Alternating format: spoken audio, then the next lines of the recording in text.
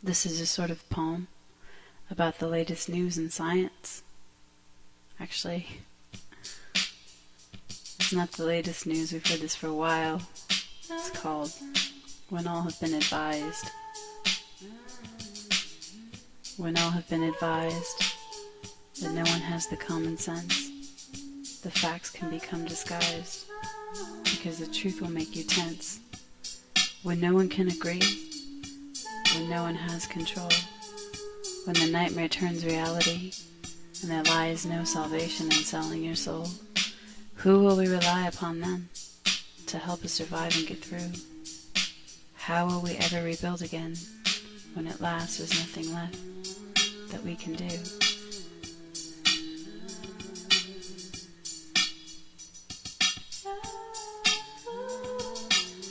Someone tried to say that I'm on dope, and I'm not even craving it.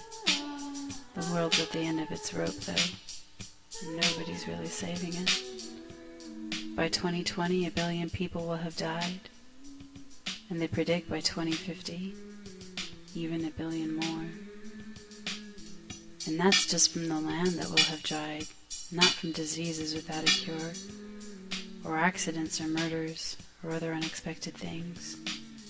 And yet we continue on, as we always will, unconscientious of any consequence it brings, never stopping to think about what we may or may not kill.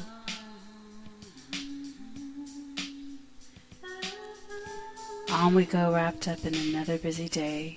We don't have the time or money to care. Even the chore of recycling gets in the way. And to impose conservation laws isn't even fair, because those being forced to conserve would be those in the poorest of places, whether or not any of them deserve. And the richest of all will never be without smiles on their faces. And so 1 billion of the poorest are the ones who will get to die. 1 billion without a voice. 1 billion will slowly watch their lands dry. 1 billion, one by one or by the million, without choice. But those of us in richer lands will thrive and continue to live on. The earth will yield to our demands, and growth seasons will become even more long. And nobody will talk about what's already happening. No one will speak of what's almost here. 2020 isn't distant. It's already coming. But in my town, no one seems to have a doubt or fear. They keep on birthing their children just the same, and they continue to teach them nothing. No one wants to participate in the blame. But how long do you think we will keep on going?